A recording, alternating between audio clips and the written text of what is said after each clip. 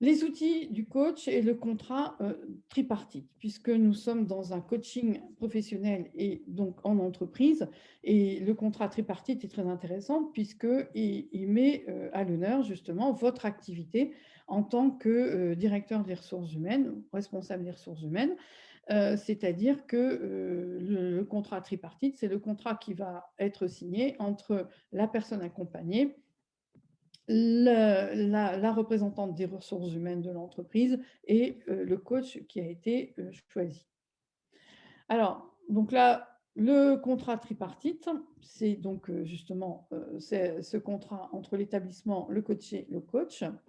Donc, dans un premier temps, il y aura effectivement un choix de coach, puisque il est très, très important que la personne à qui on va proposer un coaching se sente tout à fait en confiance et envie de rencontrer son coach. Donc, il faut qu'elle le choisisse.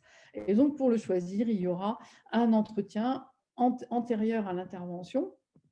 Alors déjà, bien sûr, avec la direction de l'entreprise, où l'entreprise va nous expliquer les motifs de l'action de coaching, qu'est-ce qu'on cherche, quels sont les objectifs visés, qu'est-ce qu'on voudrait pour le collaborateur. Ensuite, bien sûr, la direction se retourne vers le collaborateur et lui demande si cette personne est OK pour avoir une action de coaching.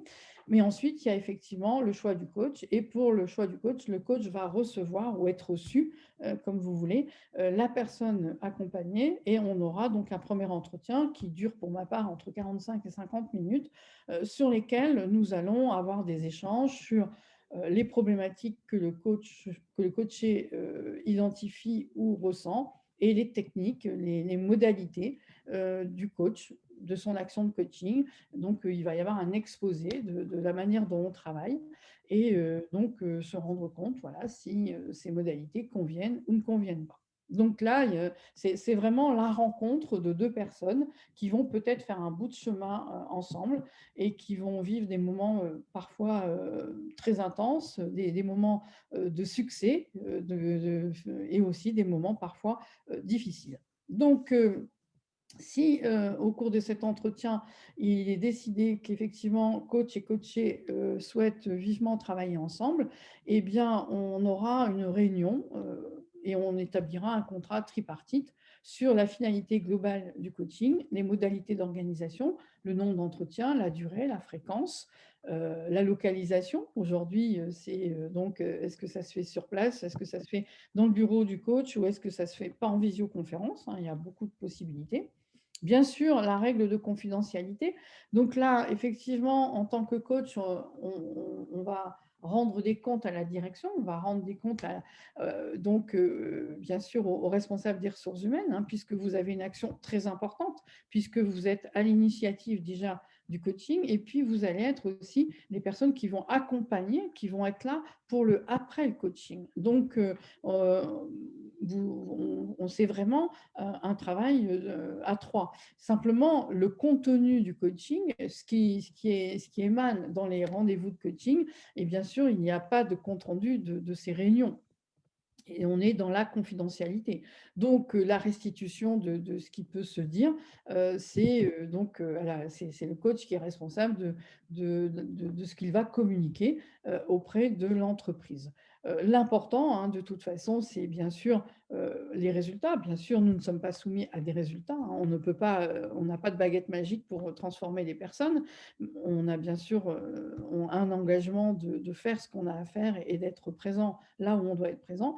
Mais la plupart du temps, cet espace de coaching qui a été réservé permet quand même à la personne de se libérer d'un certain nombre de complexes, par exemple, ou de se libérer d'un certain nombre de représentations. Et vous allez bien sûr rencontrer peut-être quelqu'un plus épanoui, plus sûr d'elle et plus volontaire. Donc, on n'est pas forcément toujours obligé de communiquer un certain nombre d'éléments. Le résultat se voit, se perçoit. Bien sûr, le coach doit être disponible aux dates et aux heures fixées et le coaché va aussi, bien sûr, être à ses séances, mais aussi va apporter des situations concrètes issues de son activité que l'on va justement analyser. On va partir du concret de la personne. Dans quelle situation vous êtes trouvé en difficulté, quels sont éventuellement les reproches ou les améliorations que l'on vous demande. Et tout ça, donc, c'est apporté entre chaque séance. Personnellement, je pratique un coaching qui propose de se rencontrer tous les 15 jours. La séance dure 1 heure et demie. Et justement, il y a un petit peu comme ça des devoirs de vacances entre chaque séance. Et c'est volontairement toutes les 2 semaines, de manière à ce que la personne puisse s'approprier ce qui a été dit, puisse aussi en faire son miel, hein, donc le traduire à sa façon, et puisse aussi l'expérimenter. Hein. C'est-à-dire, si voilà, l'idée c'est qu'elle puisse partir avec une certaine dose d'audace pour justement oser expérimenter des propositions. Mais bien sûr, toujours dans les limites de ce qu'elle se sent capable de faire à l'instant auquel on en parle. Donc, si on est en début de coaching, on y va vraiment très, très doucement et on y va un petit peu de manière plus, plus, plus radicale en fin de coaching. Voilà. Et dans le coaching, il y a toujours des moments où on va ne pas avancer. Donc, comme image, comme analogie, on parle par exemple, bon, je n'ai jamais fait l'Everest, mais j'ai quand même vu des reportages pour ceux qui grimpent l'Everest, et on a ce qu'on appelle les camps de base. Et donc, en coaching, il y a différents moments de camp de base dans la mesure où on va progresser, on va s'arrêter un tout petit peu de manière à ce qu'on puisse vraiment respirer, s'approprier ce qui a été fait, mesurer ce qui a été fait aussi, et puis se préparer à aller au camp de base numéro 2.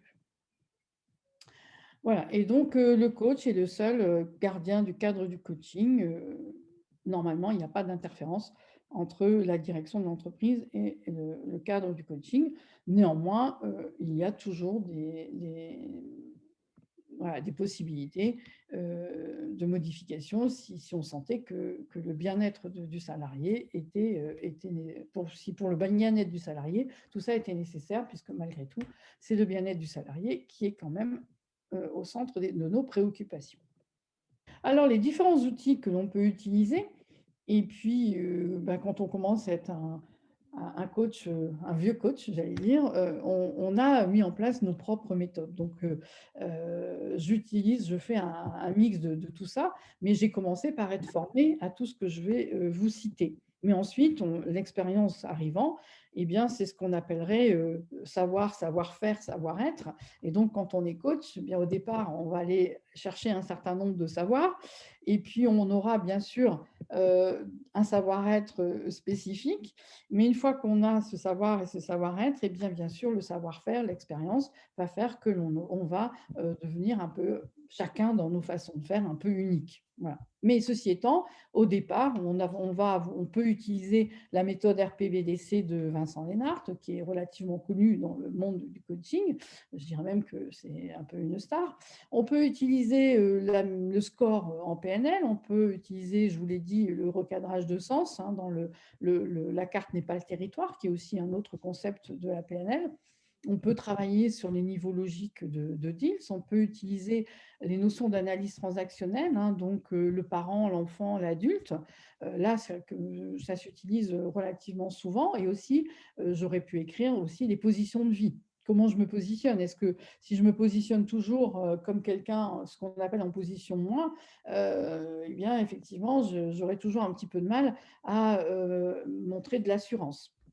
Ensuite, on va travailler avec la communication non violente, notamment un outil qui s'appelle le DESC, les techniques d'entretien, et puis aussi, par exemple, aussi se connaître, si on reprend Socrate, connais-toi toi-même, des outils comme le MBTI ou ProcessCom, ou en analyse transactionnelle, on a aussi les drivers ou les messages contraignants. Enfin voilà, donc vous voyez que le coach n'est pas sans outils, il a une belle boîte, et il va aller s'y référer selon les séances. Et je vous dis, pour moi, le meilleur outil du coach, c'est forcément l'empathie, sa capacité à être empathique. L'empathie par rapport à qui n'est pas justement de la sympathie. Et je voudrais juste, attirer votre attention sur le fait qu'on utilise aujourd'hui empathie, hem, un peu trop souvent et pas forcément toujours dans un bon contexte, hein. Donc comme je vous le disais, ben, le coach étudie, se forme, s'informe, mais son meilleur outil, c'est lui-même, sa valeur, son art, son expérience. Donc quand je parle de l'art, je dirais que c'est sa capacité d'écoute, sa capacité à établir un climat de confiance et de bienveillance. Alors, l'empathie, capacité à comprendre ce que l'autre est en train de se dire à lui-même, de capacité à comprendre ce que l'autre est en train de dire à la personne qui l'écoute et surtout de ne pas être dans le jugement.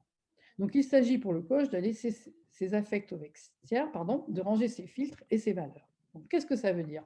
Je vais essayer de vous exprimer la notion d'empathie. La notion d'empathie, moi j'ai aussi étudié Carl Rogers. Carl Rogers qui parlait de congruence. Il faut toujours être congruent avec soi-même, il faut être empathique et il faut avoir un regard inconditionnel sur la personne qu'on accompagne, un conditionnel positif. Donc il va arriver un moment ou un autre que quand on accompagne quelqu'un, la personne va nous exprimer des choses qui sont pas forcément dans nos valeurs ou va nous exprimer des choses que, que l'on pourrait filtrer et que l'on pourrait ne pas apprécier par rapport à nos filtres. Mais on n'est pas là justement pour essayer de comprendre la personne par rapport à nous. On est là et on est tout à fait disponible pour la personne. Et du coup, l'empathie, c'est vraiment la capacité à se dire, dans la situation de la personne, on peut comprendre qu'elle dise cela, on peut comprendre qu'elle réagisse comme cela, par rapport à son environnement, par rapport aux difficultés que l'on a détectées, par rapport à ce qu'elle a mis en place dans ses scénarios de vie. On peut entendre ça. Voilà. Pour qu'il y ait empathie, il ne faut pas qu'il y ait de relation affective. Quand je suis coach, je sais que j'accompagne une personne, je la respecte, mais il y aura un début et une fin. Et il y a aussi des frontières à ne pas dépasser. Donc, on va avoir une relation tout à fait cordiale, tout à fait profonde même, hein, parce que quelquefois, il se dit des choses dans les cabinets de coaching qui sont fortes pour les personnes qui vont le faire.